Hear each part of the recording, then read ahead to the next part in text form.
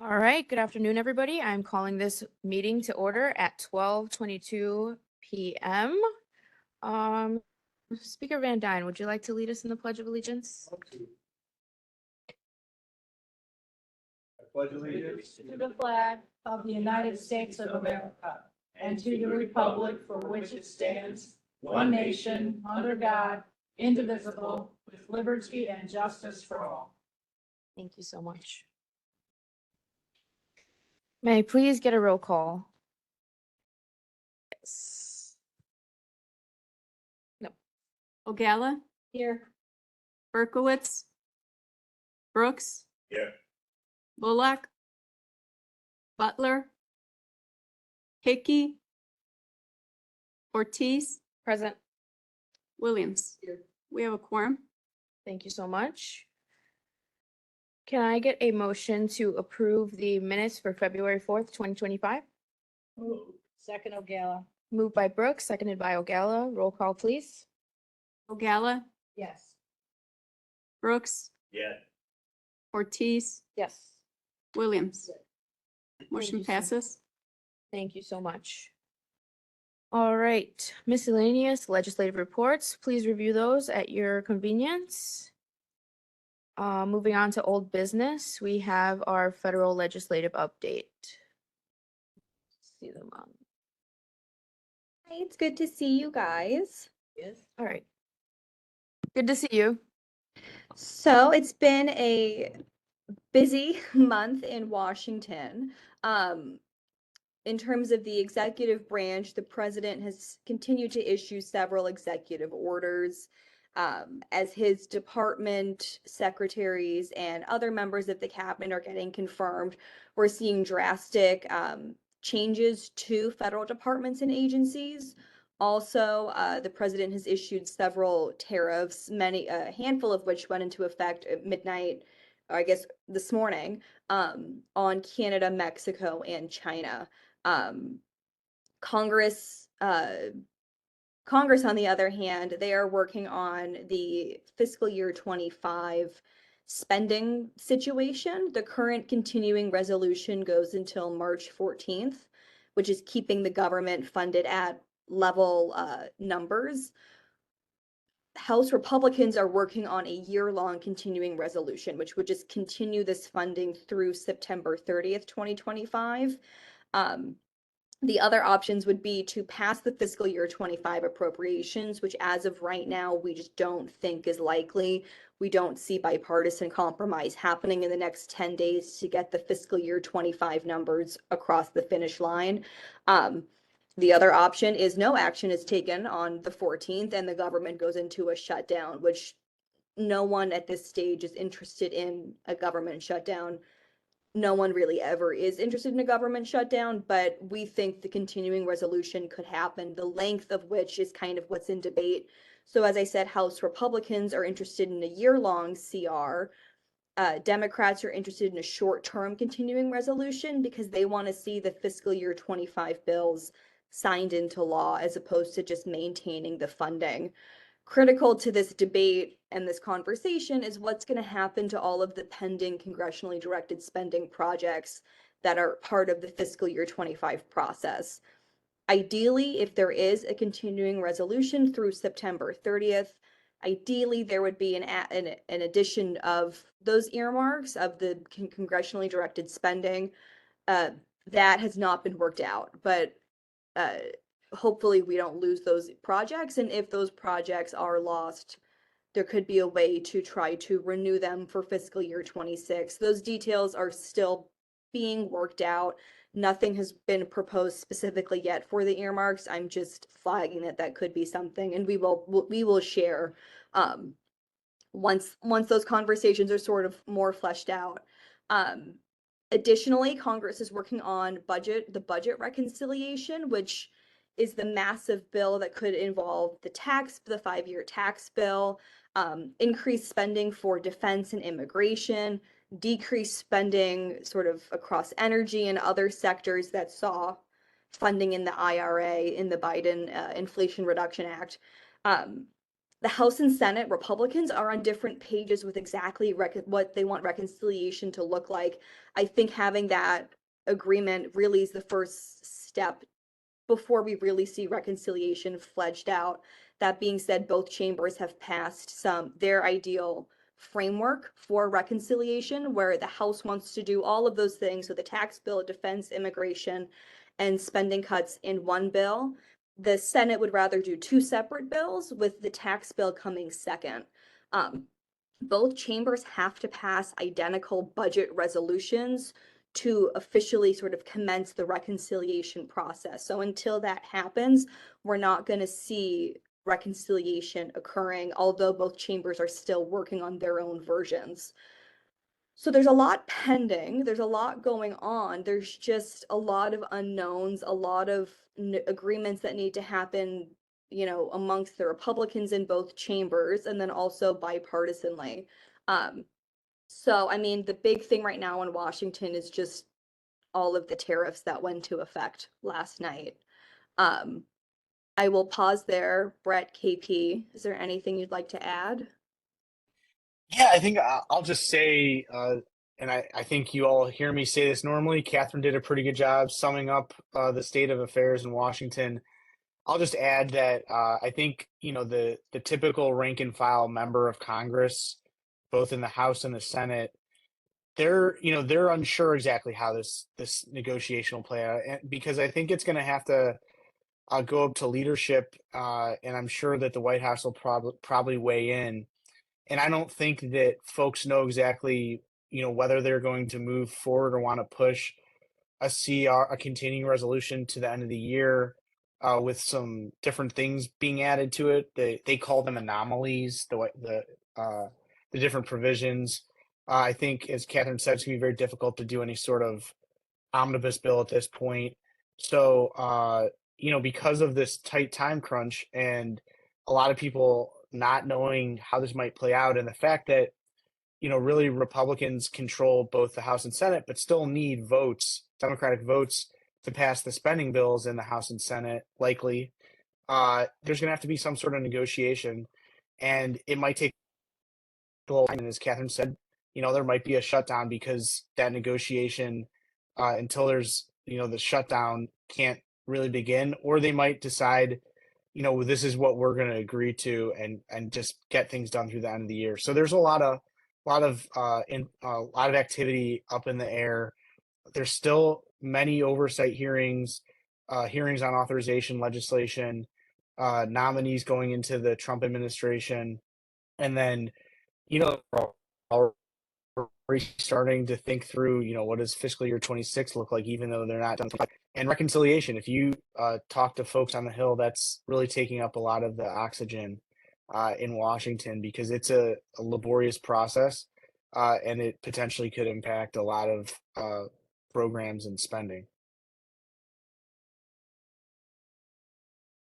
So with that, are there any questions on the DC update?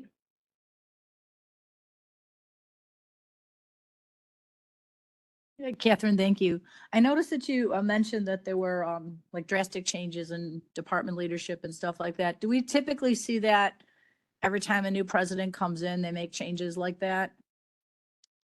So the answer is yes and no. I would say, the political leadership of departments and agencies does change president to president. What I was referencing are sort of these more unprecedented, with the federal hiring freeze, and there are, mass layoffs across the federal workforce. We know that the president has prioritized efficiency in federal staffing and departments and agencies, and he is seeking to cut the size of the federal workforce. I would say the speed of which it's going on, and sort of the plan that he has, is a little opaque, and that there have been, not necessarily directly impacting what we're doing, right? But when there are grants and when new programs are coming out, we think that there could be some longer term, maybe delays, just because staff is changing, the career staff are changing at a much more rapid rate than in previous administrations. Okay, thanks for that clarification. I appreciate that. Mhm. Because that's like, yes, they do change it, they do the regular changes, but this was additional stuff that I didn't hear clearly. Thank you. Absolutely. Thank you. Questions? I have none. I would just encourage everybody to take a look at the federal legislative report that was attached to the agenda and bring forward any questions, comments, or concerns or things that you think that we should oppose or support as a board. And if I can just add just a little bit of context on the legislative report. So you will see all of the bills that we included in last year's federal agenda were not signed into law. That's not untypical. Typically, these bills serve as messaging bills, or they are bills that are then used when there are sort of massive reauthorizations and other, we call them omnibus bills that include several smaller bills all into, like a several thousand-page bill. Identifying these bills, even from previous Congresses, is very helpful to the delegation as a touchstone of legislation that supports the county departments and the county goals. So I just want to flag, because you might see that and say, why did none of these become law?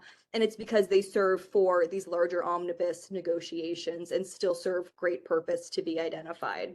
So we look forward to your feedback on that, though. Thank you. Thank you so much. And actually, I did just have one question. Noticing that there were 2 bills that we were tracking or that were included on the legislative report for the 119th Congress, are we tracking more bills than just those 2, or? So yes, we are. Those were bills that were specifically flagged by the board, Yes. which is why I included those. That's not the exhaustive list. Because they were specifically mentioned, I just wanted to add them into this tracker. But we can fill out that tracker with other pieces of legislation that have been introduced in this Congress. So just today is the 2-day and 1-month anniversary of the start of the 119th Congress, but we can add more bills if that's helpful. Okay, yes, and I'll probably just follow up and send you an email on that. That's perfect. Thank you. Thank you so I much. just wanted, Appreciate it. yeah, I just wanted to add to Catherine's comment briefly on the bills. So I know it's common. I think it's common. This is my understanding because I don't do state lobbying, but I know that in my understanding is in different states. I don't know if Illinois is the same. A lot of bills get introduced, like several bills. Members do a lot of introductions of bills. I feel like on the federal level, there's not as many bills that get released. So I think that's why maybe you don't see as many that we track. We're always happy to track them, and we do, and want to make sure that you're aware of anything that might impact the county. But wanted to make sure you heard that comment from me, and also I don't want to pretend to know whether that's true for the state, but it's my understanding that there are more bills introduced usually in a state. So if I'm wrong, then I apologize on that. No, thank you for that clarification. I just want to let all the committee members know, I think those 2 bills were brought forward by Member Freeman. So if you have any other bills that you want the lobbyists to keep close track of, please just send me an email and I'll let them know. That way they can include that on the next legislative report. All right. With that, thank you so much, Brad, and thank you so much, Catherine. We appreciate your time very much, and we'll see you next month. That's perfect. Thank you. Appreciate your time. You. Bye. All right, moving on the agenda, we have a state legislative update by Mac Strategies. Thank you, Madam Chair and members. We're down here in Springfield right now. It's been a bit of a whirlwind out in DC the last month. Obviously, a little different environment down here. The governor gave his budget address about a week and a half ago, or at least since we last spoke, and gave a state of the state and budget address. And with regard to budget, the governor's Office of Management Budget had been projecting a $3.2 billion deficit for next fiscal year, which starts July 1st.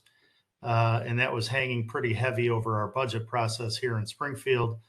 The governor indicated that that revenues had improved to a significant extent since that estimate earlier last fall.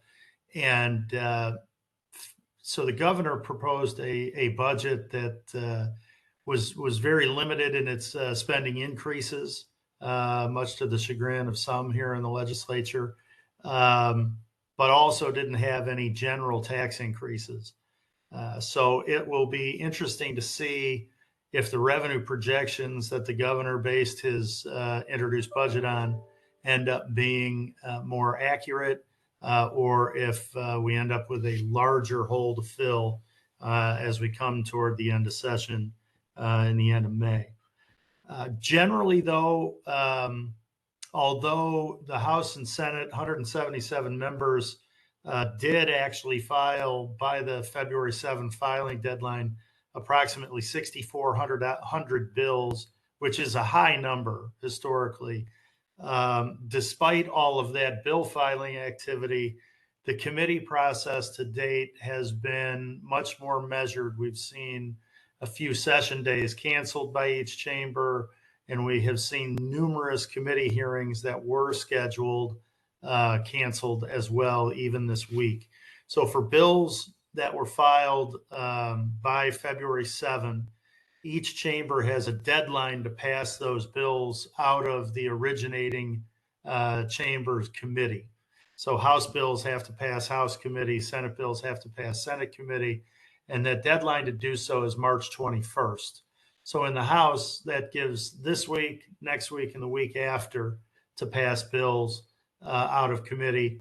In the Senate, that gives this week, the Senate is not in next week, and then the week after that to do so.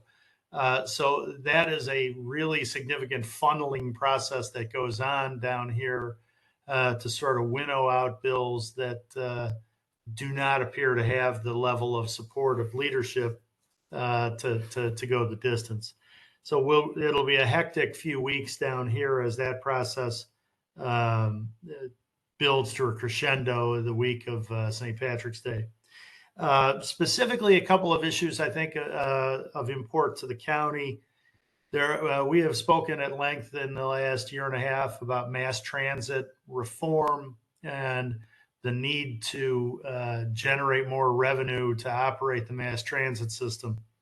The Labor Coalition has come up with a proposal for a certain amount of reforms of the oversight committees, the RTA, CTA, Metra, and PACE. And, you know, on behalf of the county, we're grateful that Will County retains a comparable level of oversight authority to make sure that your constituents' tax dollars are that you're able to have a reasonable say about your constituents' tax dollars in the transit space. We're still, frankly, a long ways away from resolution on mass transit. There's two pieces of it. The oversight responsibility, meaning how those boards are going to interact and who's going to have the say over operations and the money. Again, the Labor Coalition weighed in on that. I think that there are some legislators involved in this that feel that there's more work to be done on that oversight piece. And then the other half of it, and the far more difficult half, is where do we get the $750 million or so in year one dollars to fill this hole? There's been a significant amount of conversation around perhaps expanding the state sales tax to services. And if so, which services to apply, what rate to apply, depending on where you are in the state. A lot of moving parts there. We don't anticipate that one coming together this session until, if it comes together this session, it'll be late in May. Generally speaking, they're going to want to talk about a tax increase of that magnitude in the same context as they prepare a state budget. So that'll be discussed all spring. It is still being discussed. So far, so good, at least on the oversight piece for Will County. One other important issue I know for you, and I'll turn it over to Ann for some other updates. Wind and solar. There have been a number of bills, and they're in our weekly report that we're sharing. Number of bills on wind and solar, and to varying degrees trying to give counties back their authority and discretion over these projects. To date, no such bill has moved out of the originating committee, either the assignments committee or the rule in the Senate or the rules committee in the House. The only bill on wind and solar that has moved is House Bill 1420 by Representative Dave Vella of the Rockford area, and it's in the Counties and Townships Committee. It's been assigned there, and really, to a large extent, what it does is allow counties to take into account public comment. That probably doesn't sound like it does a whole lot. I think that's probably a fair take. It's also probably the reason that the bill was allowed to move at all. So not a lot of movement on that at this point. And with that, I'll turn it over to Ann for a couple of updates on bills that the committee made reference to. Thanks, Matt. Hi, everyone. We were asked to provide some updates on specific bills, so that's what I'll run through now, and then we're happy to answer questions on these or any others that you might want. So Senate Bill 93 prohibits food additives. That bill did move forward in the Senate Public Health Committee on February 5th. It passed by a party line vote of 7-3. That bill would ban the manufacture and sale, possession of food products that contain 4 specific food additives. So that's the status of the bill. It passed out of Senate committee. It could be heard for a vote on the Senate floor at any time. So we can continue to provide updates on that if you would like. The other 5 bills we were asked to report on have not yet moved. Most of them sit in, as Matt made reference to, the holding committees in each chamber.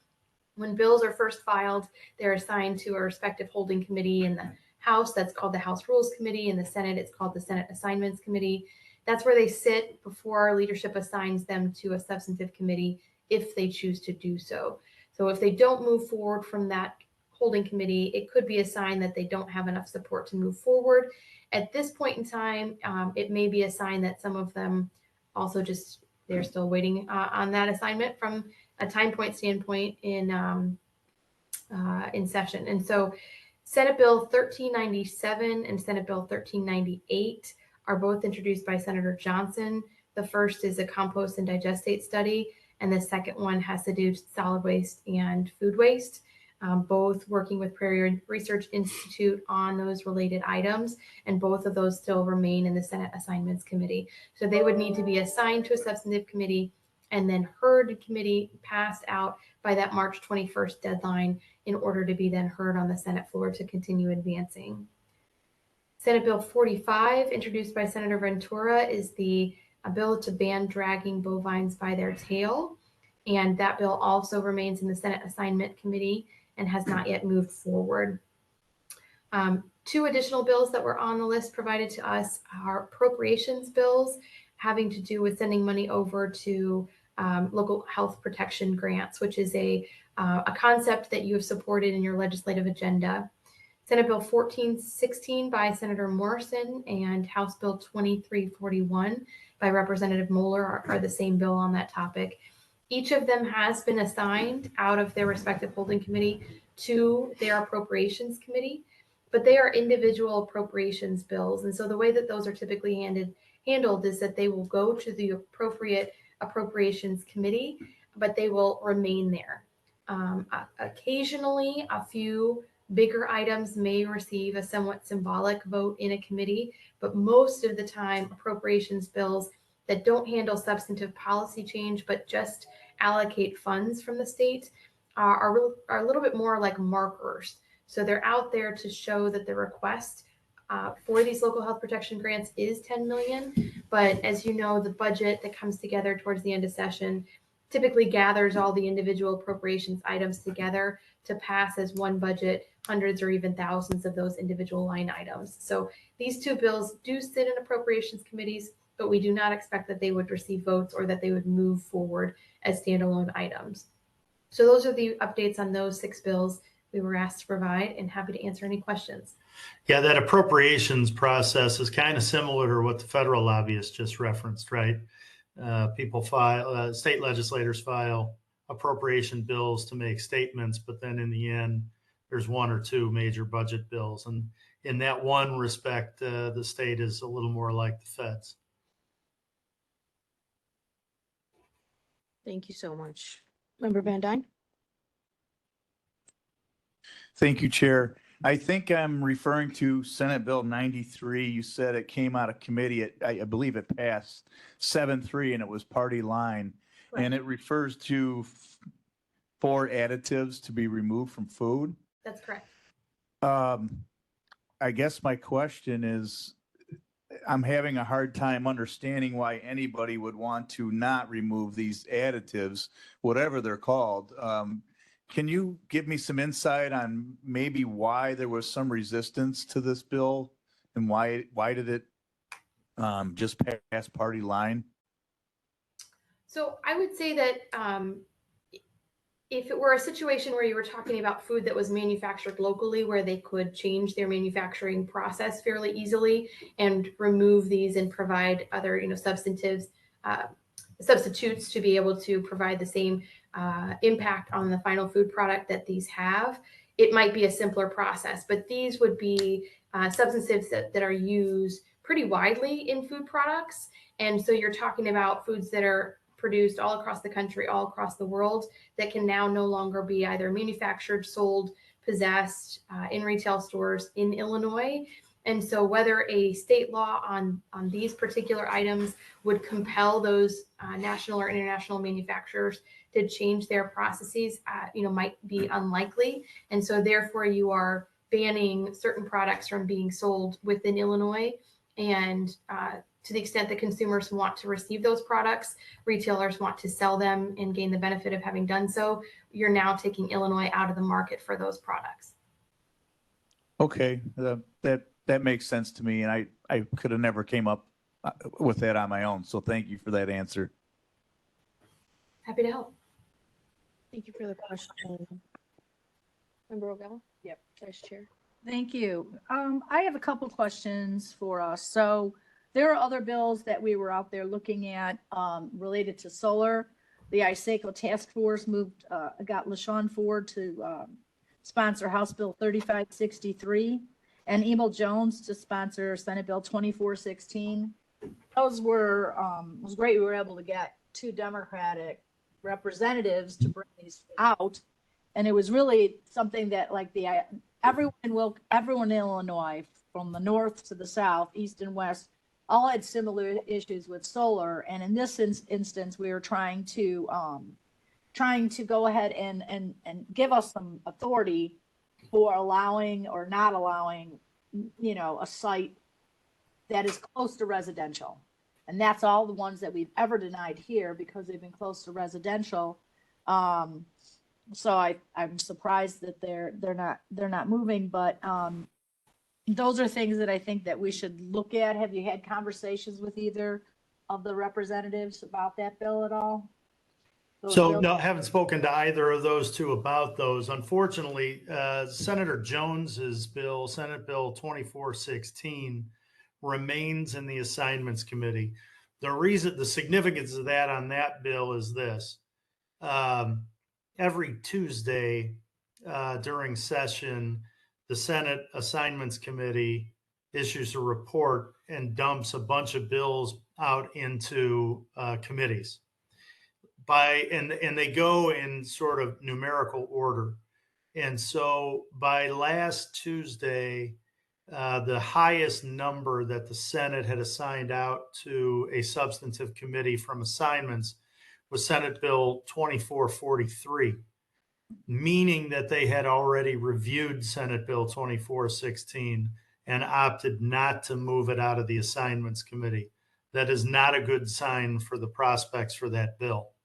Now, with regard to Representative Ford, his bill, being in the 3,500s, again, the House does the same thing in terms of going in numerical order on assigning bills out to substantive committee. The House had not been as high as that bill number last week. So there is still the potential that Representative Ford's bill will be assigned out of committee. Perhaps that could happen, or out of assignments to a committee. Perhaps that could happen today. Perhaps it could happen next week. But as we've talked about extensively over the last year and a half, this legislature is not inclined to do much in this space. And so whether a bill were to get out of the House committee and go to, out of rules and go to a substantive committee, it's not likely that it's going to pass the House. And if it does, given that Senator Jones's bill is still stuck in assignments, that's a pretty good indicator that the Senate is not keen on walking back its taking of county powers from a couple years back. So do you think if the county board, because we are part of that ISACO task force, and like I said, this was an issue heard throughout the state, and so they compiled everything together in these bills.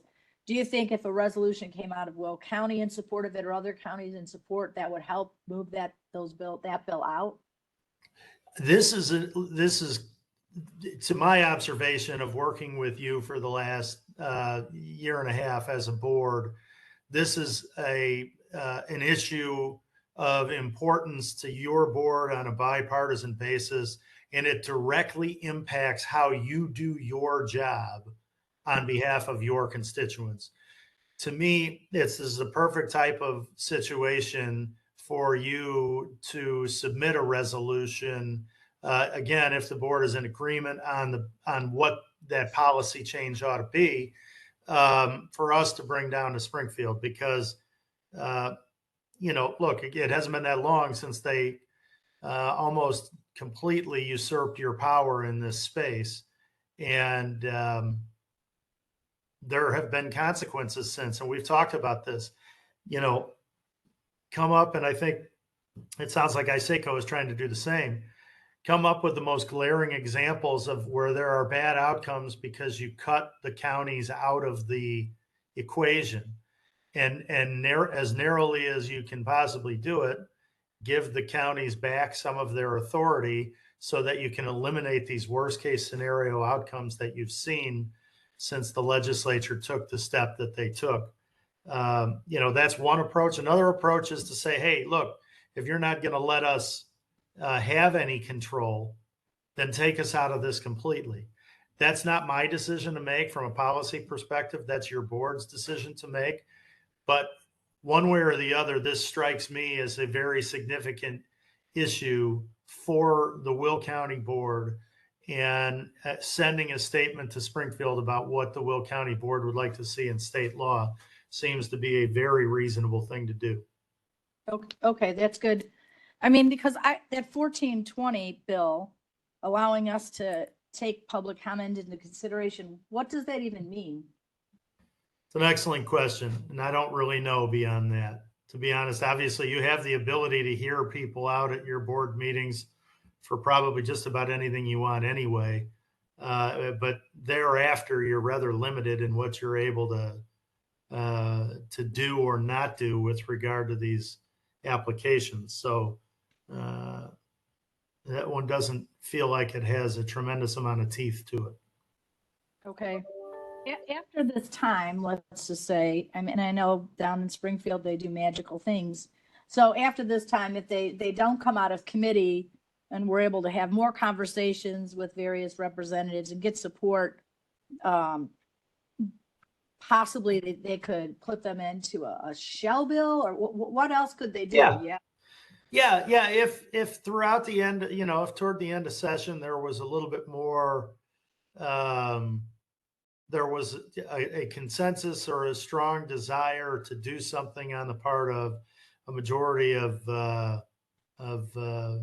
majority legislators, there would be an opportunity through a shell bill or a vehicle bill of some sort to try to do something. And again, this is one of those issues where you may not get what you want this year. You may not get what you want next year.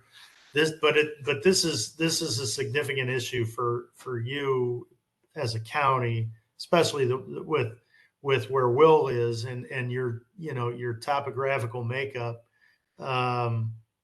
I don't see any reason. Again, you've got to make sure you're all in agreement or close as you can to agreement on what you want to ask the legislature to give you or do for you.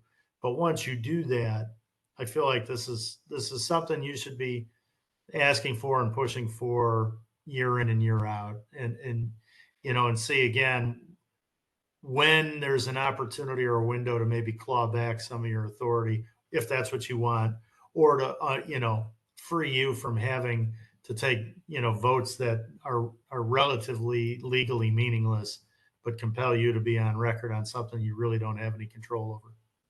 Yeah, I know we've talked about that. My issue with that is we've been able to get a lot of solar companies to do things that we've wanted by having our input. So I would never want us to see not to have any say in it. And I know that I think this year compared to last year, we've seen a significant amount increase in the number of bills being presented. So I think down in Springfield, they're hearing from all of us. Mhm. Maybe I know how it works. Maybe not this year, maybe next year. Hopefully by the next year, something like that will actually take place as they see these issues continue to rise for us. I know that Senate Bill 2186 that Senator Ventura brought forward, which was the agri-food infrastructure task force, that obviously didn't make it out. It's still in assignments. Just for everyone here, as you know, we've been pushing for we have a position of not really being in favor of looking at alternatives to the proposed South Suburban Airport. That's been nearly a half a century been talked about. We're just with land. So that's something that have you heard any talk about that besides from Senator Ventura down there? Have you had any conversation, Matt Nan? Regarding the South Suburban Airport? Well, Senate Bill 2186, and then yes, we can pop onto the South Suburban Airport. The 2186, I would defer to Ann on that. Yeah, only so far, insofar as we spoke with her at the lovely legislative breakfast that you held. So happy to continue the conversation there. Okay, and what are you hearing about the South Suburban Airport? Little, if anything, at this point. Okay. Again, it's been a number of years of trying to find an investor, and the legislature has taken steps the last couple of years to make it as easy as possible for someone to submit a proposal for consideration. To my knowledge, at this point, that hasn't occurred. But they haven't made any change. They haven't closed the door. All right, and I'm sorry I'm hogging. So I have one more thing. There's a I-57 corridor study going on. I don't know if you've had a chance to look into that and see what's going on. I know that they had a big public session about it down in Peatone. And it depended on who you talked to and who you were talking as to what the IDOT consultants were saying. Some said, oh, this is just a study to see what you want. Others said, no, this is specific to adding at least one, if not two interchanges between Mony, Manhattan, and Peatone. I represent that area. I live out there. I mean, I've always supported, we need full interchange improvements at Mony, Manhattan, and Peatone, Wilmington, because they're terrible intersections right now for the traffic we have. Do you know anything about that? And if not, could you get some information? You know, nothing offhand, but we can take a look at that and see if we can get some information back to you. Thank you.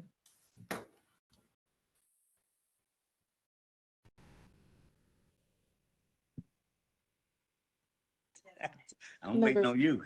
Member Brooks. Hi, Matt. How do you do?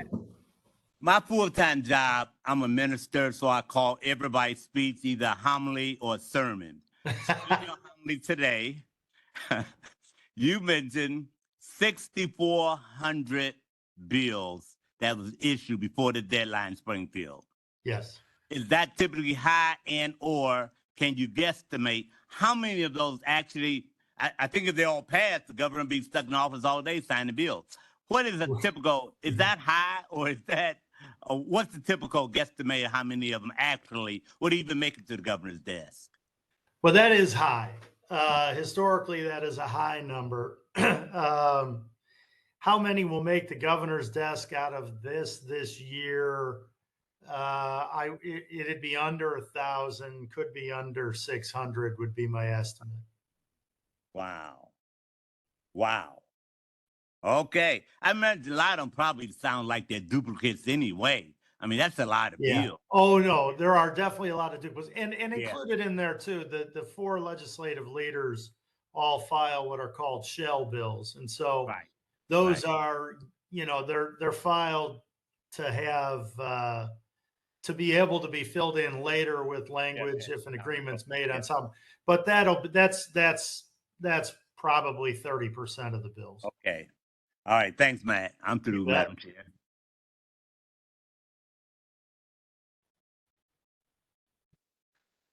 All right, thank you, Matt and Ann, for all of your hard work and updating us on what's going on down in Springfield. We really appreciate it. And we appreciate your time coming here to talk to us today. Our pleasure. We'll be in touch. Thank you.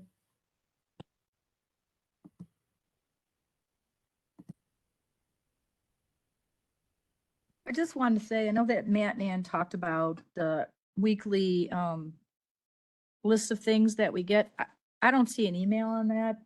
Do you know where it is? An email? We should get an email. I know they sent it to me. Who's the, Who else they sent it to, but I can. Yeah, because they should, I don't know who they send it to. I haven't seen it. You didn't see it either? Yeah. And they should have Chuck on it, and then Chuck can easily distribute it. We probably don't. Don't worry about it now. I just wanted to ask.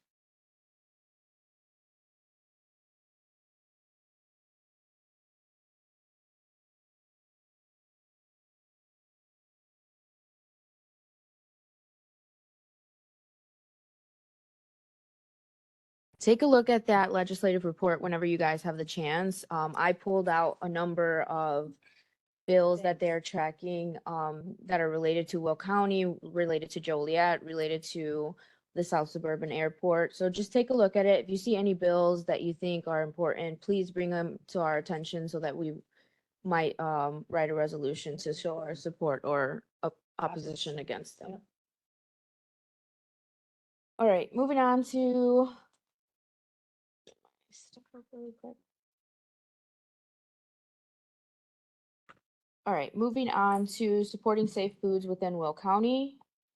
This is going off of the resolution that we spoke about last month in committee. With all of these suggestions taken into consideration, we have rewritten the resolution. Can I please get a motion to put this on the floor? Motion O'Gala. Motion by O'Gala. Second by Williams. Opening up for any discussion. Seeing no discussion, can I get a previous? Previous roll. Brooks, Second O'Gala. seconded by O'Gala. All those in favor say aye. Aye. Any opposed? Motion carries. Thank you so much. All right, and moving on to supporting sustainable waste management. So this resolution was written with the, I don't want to say advice, but with the consultation of the county executive's office. I did write two separate resolutions. They are very similar, number 4 and number 5. Number 4 is supporting safe, sustainable waste management. Number 5 is supporting the specific bills that David Hartke from the executive's office was talking about last month. They are in support of a study and safe solid waste and food waste management. It was mentioned that these two bills were kind of stuck in the holding committees. So I figured maybe we should write one resolution supporting waste management, and this one we can send out to, what did I have in here? Businesses, local governments, nonprofits, but more so of the stakeholders who would also be interested in this, such as the EPA, the Environmental Protection Agency, the Illinois Department of Agriculture, local municipalities, and other stakeholders. So I'll open it up for discussion if I can get a first and a second. Motion. Motion by Ogala, Motion O'Gara. second by Brooks. Is there any discussion regarding this resolution supporting sustainable waste management? Speaker Van Dyne. Thank you. Well, I can tell you firsthand that I do my part because no food goes wasted in my garbage. I do have an 8-month-old cane corso that takes care of that for me, if I even allow him to get any of my scraps. But with that joke aside, though, it does say the diversion of organic waste, including food scraps from landfills that have been identified as a key strategy for reducing methane emissions. That kind of sounds counterintuitive to me, since we do have an RNG plant. And I just kind of wanted staff's opinion on that. I mean, it can't, in my guess, it can't be producing a whole lot, but don't we want to try to capture that methane gas in order to turn it into a product that we all need and use, natural gas, and we also can make money off of it at the county level? Yes. Good afternoon, Dave Harkey, Director of the Resource Recovery and Energy Division. So that is true. We do want the methane, as much methane as we can from the landfill, to be generated from the landfill. So therefore, food waste going into the landfill would generate methane. However, there is a certain amount of methane that's generated right at the active area before it's ever can be collected. And so that would be more so I would say food waste that's coming in bulk. A lot of that methane would be given off before we could even capture it. So essentially, diverting food waste like this, I really don't think it would have a huge impact on what our RNG plant would actually be collecting. It would more so be preventing some of that methane generation right in that active phase time and help promote that.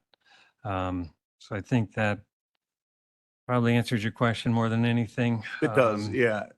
I mean, from a professional standpoint, that's why we ask these questions. We don't know, so Sure. that it makes perfect sense. And we do kind of, in other ways, work against ourselves. It may sound odd, but even recycling, we highly promote and encourage recycling, but then that also reduces the amount of tonnage going to the landfill and reduces the fees we collect. But in the end, it prolongs the life of the landfill, which is what we want. So we have disposal capacity that continues to go out, hopefully, further in years. Understood. Thank you. Sure. Thank you, Chair. Of course. Go ahead. Did you gonna say? No, go. So what I wanted to say is, if you remember last year, we had Green ERA come, their food digester in South Cook County. And their plan is to go ahead and be able to market that to farmers at a very reasonable cost. So instead of putting just biosolids on our fields, which contains all kinds of metals and things like that, most food waste doesn't contain that. So I feel better putting that on my farmland than the other biosolids. So by doing this and having more food waste collected and digested, that gives us an opportunity to have more available that we could use it as a supplement for putting, minerals and such on the land rather than using other types of products, different types of chemicals that we've put on to bring the soils, nitrates or phosphates or whatever levels of everything to a certain level. So I think it's a good idea to support this. Thank you for that comment. Thank you for your expertise. Sure. Were there any other comments, discussion on this resolution? All right, seeing none, then I would entertain a motion for our previous roll call. Previous Williams, second by Brooks. All those in favor say aye. Aye. Any opposed? Motion carries. Thank you so much. All right, next up is our resolution supporting Illinois Senate Bill 1397 and 1398, which again are referencing the study that was spoken on by David Harkey last month, and the food waste and solid waste management amendment. That motion? Thank you so much. Motion by Ogalla, second by Williams. Previous by Brooks, second by Ogalla. All those in favor say aye. Aye. Any opposed? Motion carries. All right, thank you guys so much. Moving on to other old business. There is none. New business. I do have new business to present. The first item is supporting Senate Bill 1416 and House Bill 2341. I do have copies of a resolution, and I would like for Elizabeth Bellotta to come and speak with us. She has enough.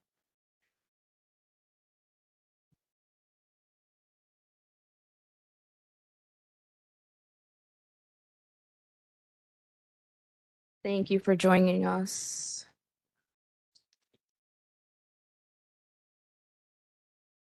Thank you. I am Elizabeth Bellotta, the Executive Director of the Will County Health Department. I am here with Denise Bergen, who is the Assistant Executive Director of the Will County Health Department. So we are part of a consortium, Northern Illinois Public Health Consortium, and they are working with us to get support for Senate Bill 1416 and House Bill 2341.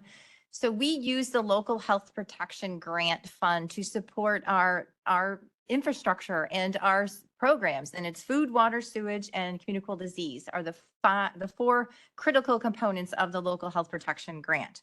And it goes to certified health departments, which we are a certified health department. It is appropriated every year, and it goes to all the different counties in the state of Illinois that are certified and that have the programs to do those 4 programs, as I mentioned. There's lots of regulations that go with the Local Health Protection Grant Program, which is reporting requirements and inspection requirements, and they come and audit us on all of our programs, and we've always successfully passed. But we do use this, and it supports not only staffing, but also the programs. So we were just working with NIPIC to really push it out there to the state that all the health departments really need this to support those programs. Without it, look at what's going on with all the outbreaks. I mean, our CD investigators are nonstop busy. Our food inspection program, as more and more people, open food in restaurants, more and more people put in septics and wells. I mean, that's what supports these programs. Of course, it doesn't cover it, and it is supported through the levy too, because there's no way that Local Health Protection Grant could cover everything. But we do want the support. Back in 2024, the state recognized that as time goes, they do increase the Local Health Protection Grant. So in 2024, FY 2024, they put in a $5 million increase to the overall state Local Health Protection Grant, which brought it up to 25 million. And then in FY 25, they pulled out that extra 5 million. So one of the things that over time, the Local Health Protection Grant has grown because they realize that salaries go up, programs cost more. So as, you know, money is available, they have increased the local protection grant over time. However, by taking out that 5 million, they put it back to FY23 amounts. And so what this bill does is restore the 5 million, but also add in an additional 5 million to cover for the increased costs of fees and implementing the program. Yeah, Denise is our financial whiz. I really don't have anything to add. Elizabeth summed it up. This grant funding had been pretty level throughout, you know, I can't remember, the past 5 years. Yes, thank you. So when they did increase it, it was high time. And again, this local health protection grant, it is to supplement activities that we are required to do. We are required to deliver these 4 programs Elizabeth mentioned. We are required to maintain 24-hour access to Siren and a few other notifications in case there's any outbreaks in Will County. They continue increasing our deliverables, but they're not really increasing our funding to support those deliverables. So we as the local health department, we as NIPIC, we as the state of Illinois, we are pushing for this program to be properly funded. And we appreciate your support. Yeah. Thank you so much for coming to speak on this. Does anyone have any questions about this? This is something that we already support in our state legislative agenda. Go ahead. Yeah, so it's in our state legislative agenda, but this is specific because we have the actual bill numbers, which makes it easier for us to go ahead, pass a resolution in support of it that Van Nan could take down to Springfield and say, hey, you know, Will County is supporting these, blah, blah, blah, rather than the generic statement. Our legislative agenda always has to be generic because we never know what the bills will be, whether they'll get out or not, but we can at least let them know what we're feeling about stuff. And I appreciate it. And I think all departments should be aware of, there's something that's very important to you. You should bring it to us because we're not doing your job. So we can't track all these bills. And I know you guys have your own group that tracks bills that are important. So I think it's great you guys bring this forward and make us aware of them so that we could go ahead and support it. Thank you. Thank you. Thank you so much. Speaker Van Dyne.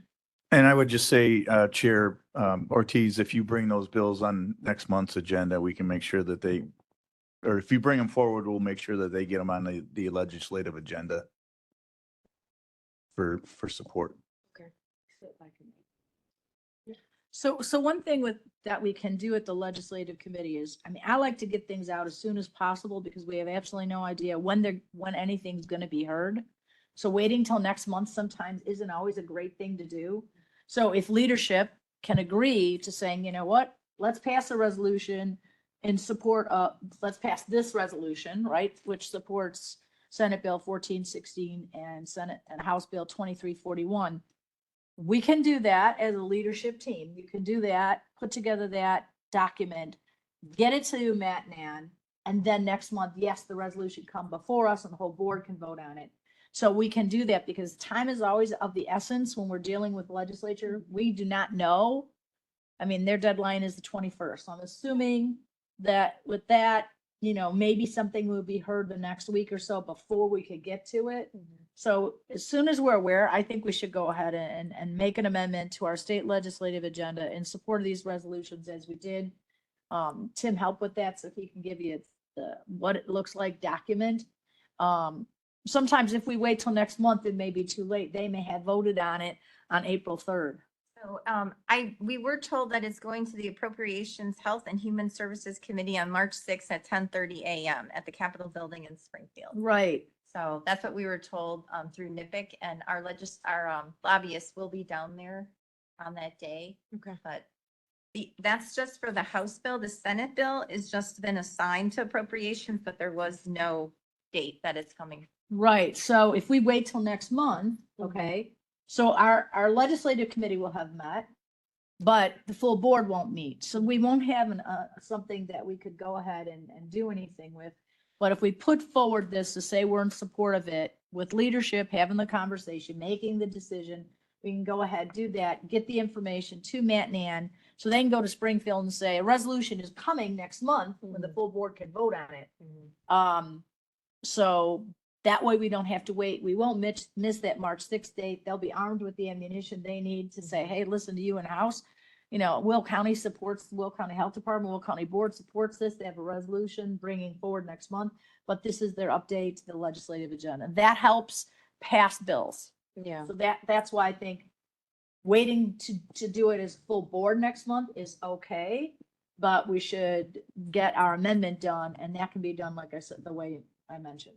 If I may, if that case is true, I normally would not like to bypass the county board full decision, but if leadership can say that we are supporting our health department, then I would be willing to do that. If this came forward from not just an individual, but our whole department, I would feel comfortable with taking that quicker route if it was possible, because we always want to support, you know, the different departments throughout the county. So if we could get verification of that, Chuck, just to make sure with the state's attorney that that's something that leadership can go ahead I and do do. believe that that is written in the responsibilities in our county board rules for this committee. 2 years. We did it. When time is of the essence. Doesn't hurt to double check, though. Yeah. You can double check. We did it the last 2 years. Well, we have folks on this board that think they're right all the time, and sometimes they're not. So I just prefer to double check. That's all I'm asking. Okay. I will. I have the rules right in front of me too, as a matter of fact. Go It's ahead. in the rules. Yeah, there's a lot of things in the rules that we don't follow as well. So So just for clarity, so the issue would, or the path forward would be to talk with leadership, make sure leadership is in line with with a resolution, or not necessarily a resolution, but a statement, I guess, to go forward. So something like this, for instance, Yeah. we have a resolution in this case that is presented here before us, right? Mhm. This group can vote to support this resolution or not. There'll be a vote, right? For this. Oh, it's not, because we're not voting on it, because it's not on the agenda. Right. Should be on the agenda, should be on the agenda, but it isn't. Wait, so So- I have a question though. Can we not vote on it because I brought this up during, okay. Right. It has to be on, that's why I said I didn't like things taken off, because if you want to vote on them, you have to do that.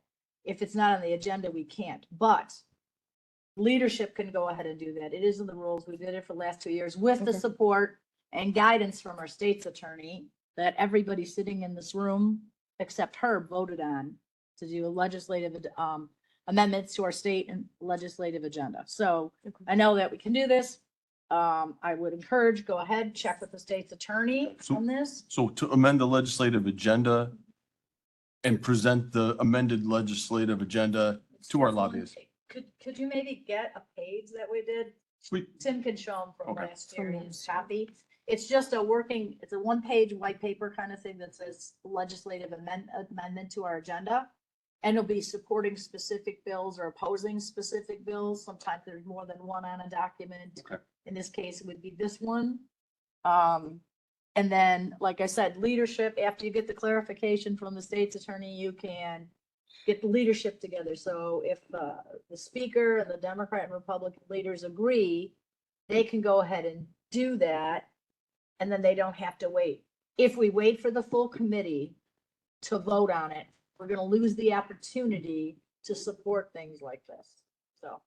Thank you. I'll let Ms. Williams talk. I just have one question. So, well, not a question, just a comment. In the rules, under responsibilities for this committee, it says that where time is of the essence and the legislative committee is unable to meet, then the legislative committee chair shall consult with leadership for the purposes of determining the legislative message to be conveyed.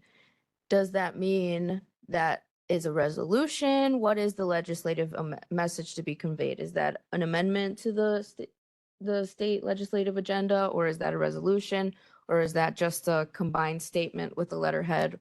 What does that look like? And you may not know, he doesn't do this committee up. Okay. We're meeting now.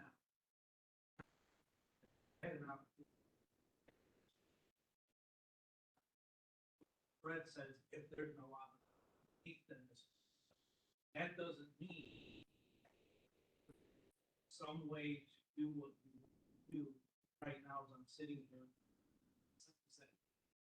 Does not seem to apply to this situation. However, I don't think prospect of pushing forward is not a bad thing. I don't know if anyone on this board would Excuse be me. against it. Can you come up to the microphone, please, on that? Thanks, Tim. Just we weren't paying attention.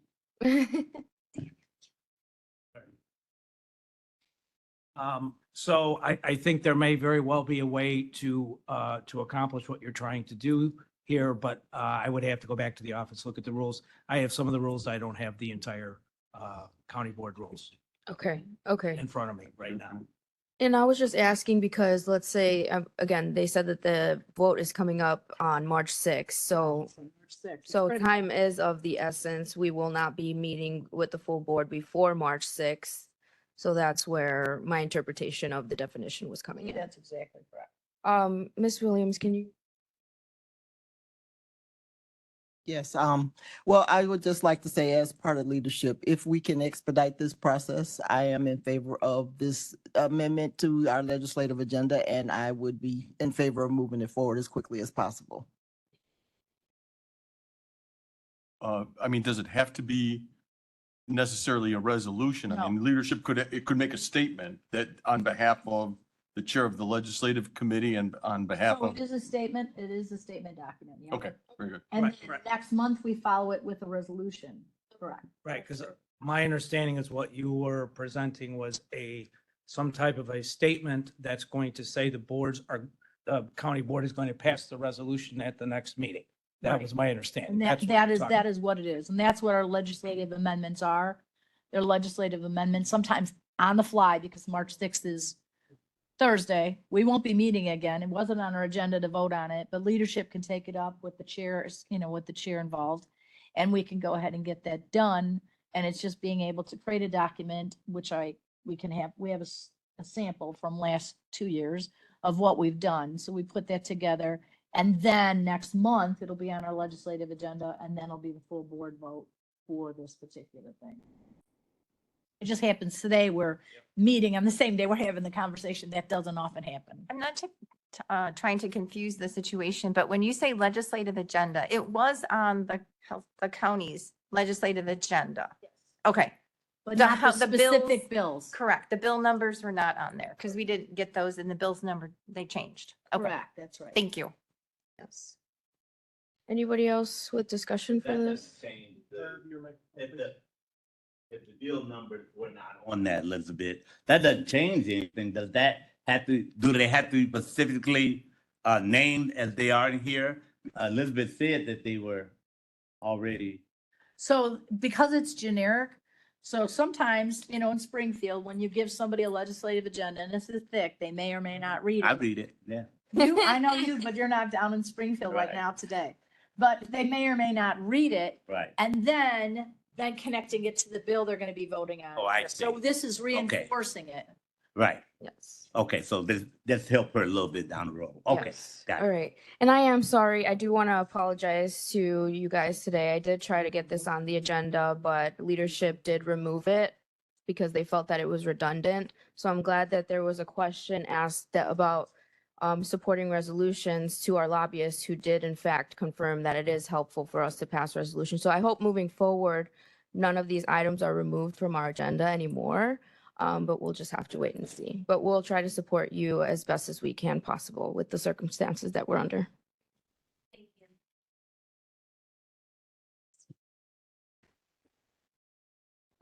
No,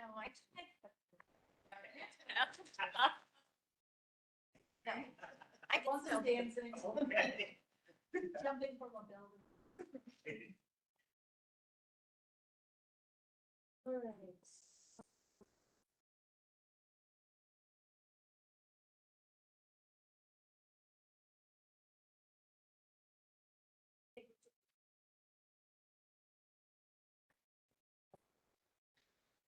All right, next up for new business discussion, supporting humane care for animals. This was one of the bills that the state lobbyists had mentioned that was filed by Senator Ventura, resolution supporting Senate Bill 45.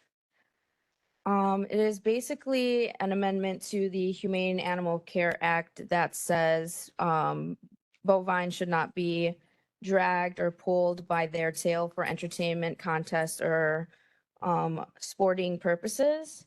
I did present this to leadership as an amendment to our ordinance 9023. Actually, I'm gonna ask that staff print this out so everybody can see it. But as now, our ordinance states that no person may, or actually, it doesn't state this. This was my suggestion for the amendment. No person may intentionally drag or pull any animal by its tail by any means for the purpose of entertainment, sport, or practice or contest. This was removed from the agenda because leadership said that they wanted to see what the effects were to the Farm Bureau, to farmers, and to livestock. I do have another suggestion that we include language to say this prohibition shall not apply to agricultural, farming, or livestock ranching practices that involve responsible handling, guiding, or management of cattle in the normal course of farm operations, or something along the lines of legitimate agriculture practices, including the responsible handling and care of cattle for farming or livestock ranching purposes, do not fall under this definition.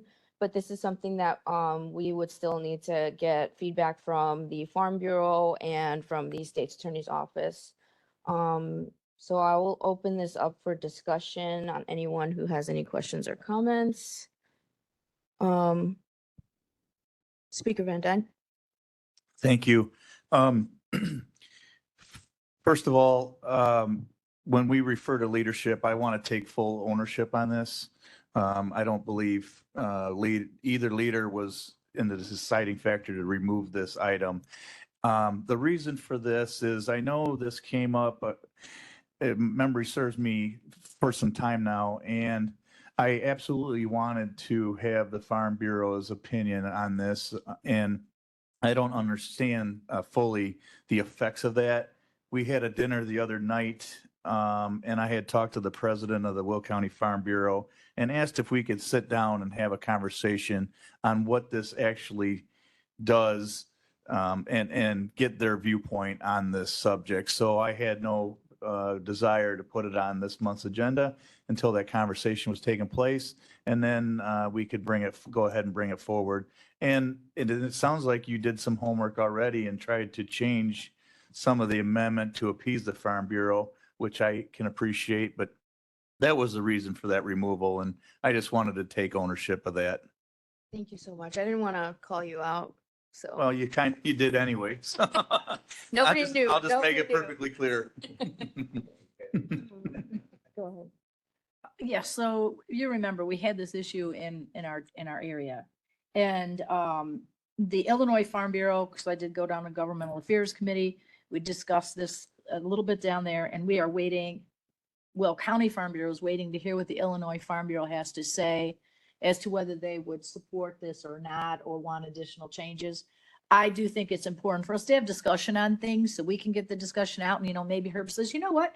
I'm meeting with Jackson Hogan this afternoon and, we're having lunch because we wanted to get together. I don't know. But you need to have that conversation. So I think it's always good to have a discussion about any of the bills we're interested in.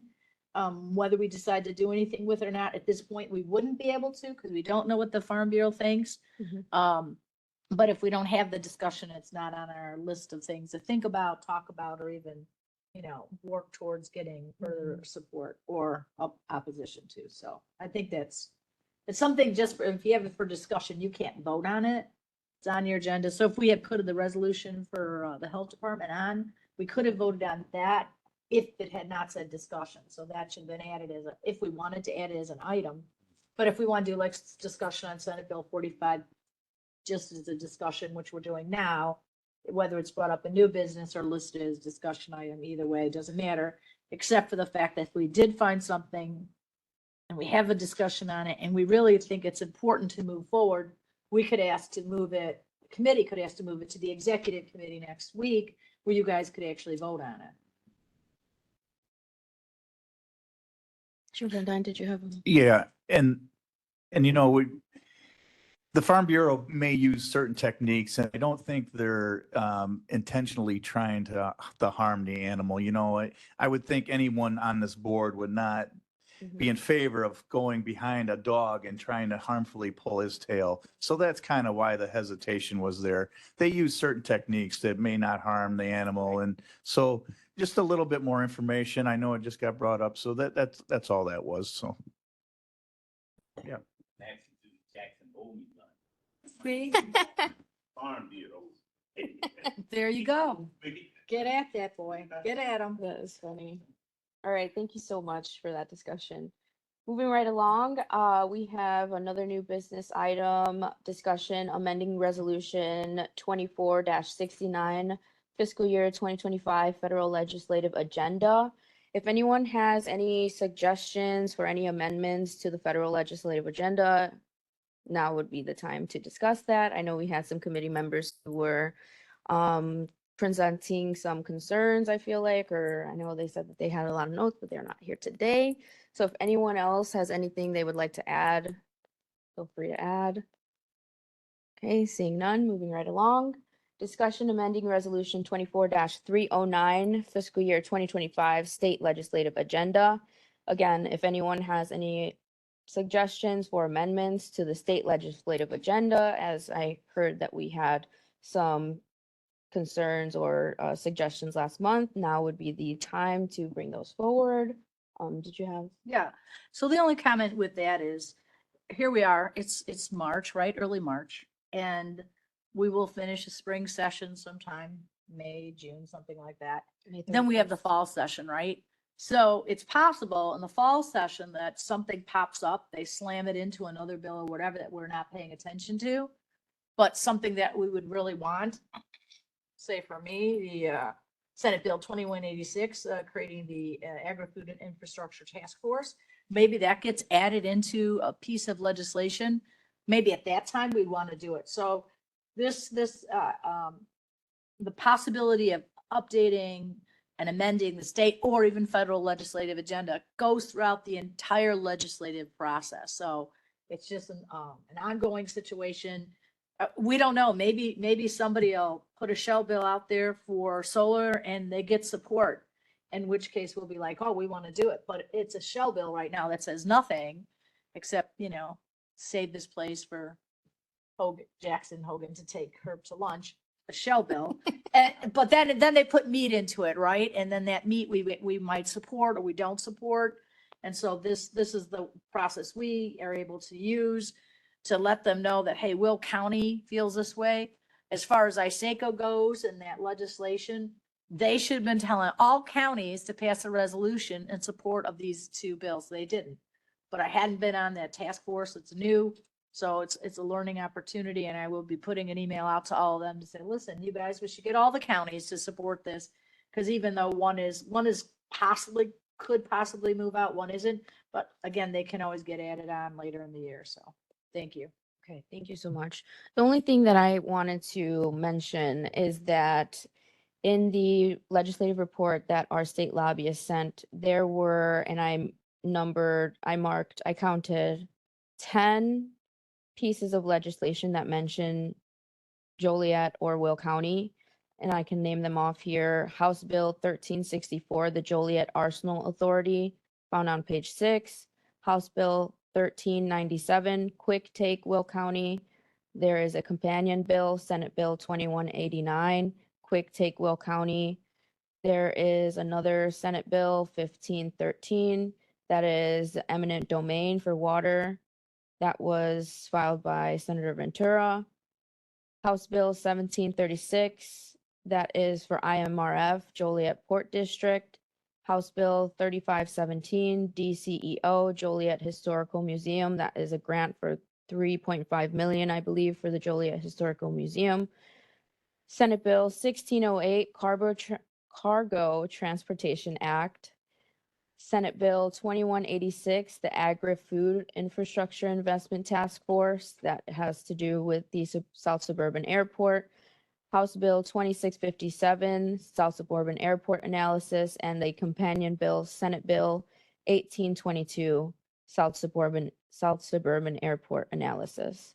So I think at the very least, we should take a look at these bills, see if we want to issue any letters of support or opposition, resolutions, include these bill numbers into our state legislative agenda. They're all referencing Will County, so I think at the very minimum, we should definitely issue a formal opinion. But this is just up for discussion. We're not voting anything at this meeting. Just wanted to make you all aware and encourage you all to, again, look over the state legislative report that was sent in by Max Strategies. Yep, Yep. So I think that's something that we should really look at. For instance, 1397. And I don't know what the other one was related to that, but that's for Quick Take. That's for 143rd Street. So typically they try and get the property for a road project through, just a regular condemnation. If they, condemnation saying, hey, we're gonna offer you $3 in negotiation. Well, it's condemnation. They have, county has the power for condemnation. Tomato. No, then it's the negotiations, right? Negotiations. If they can't negotiate, then typically you would go into a condemnation conversation. But a condemnation can last years and years and years in court, in which case the project would take much longer and cost more money because everything continues to go up in cost. So we have had in the past, our local representatives have carried a Quick Take bill for us so that we could get the land for the project and then they can negotiate on the cost or the value that the landowner would be paid after the fact. So we should consider all these bills. I think all of us here, you could go and send an email to Chuck, he can distribute to us. We should probably do that, look at them, see where they're at in the whole process. Maybe they moved out of committee or not, I don't know. And then maybe have that decision for next month to go ahead and do that. Unless we find one of them is critical, in which case leadership could say, I don't know, whatever Senate Bill 2189 is, I don't recall. But maybe that's coming forward and maybe leadership should take a stance on that and say it makes sense. It's impacting Will County. We oppose it or support it, I don't know. And get that out, because if they're gonna vote on it, we want to do that as soon as possible. I don't know that they are, but Okay, sounds good. Thank you so much for your comments. And that is all I had for new business. Is there any public comment? Going once, public comment? we don't have a place for us, so. I'll do something in public comment. We don't have a board member, so we have to talk at public comment. Go ahead. I just want to say that I think that our new chair of the legislative committee is doing a good job at looking at what's out there, keeping us informed. I appreciate that, Destiny. Thank you. I think that, we're a new board, we're a new structure.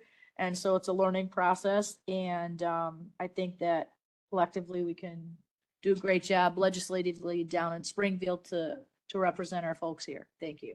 Thank you so much for that. Moving on to announcements, reports by the chair. I do have an announcement. This was more so for newer committee members who are actually not here, but I will share this anyway. This is just Will County Board Legislative Committee Chair. I just wish to reaffirm the responsibilities of our legislative committee. So the first responsibility is to examine, review, and coordinate the state and federal legislative needs of the county. Such needs shall include, but are not limited to, recommendations for legislation transmitted from any standing committees, board members, elected county officials, or department head to the executive committee.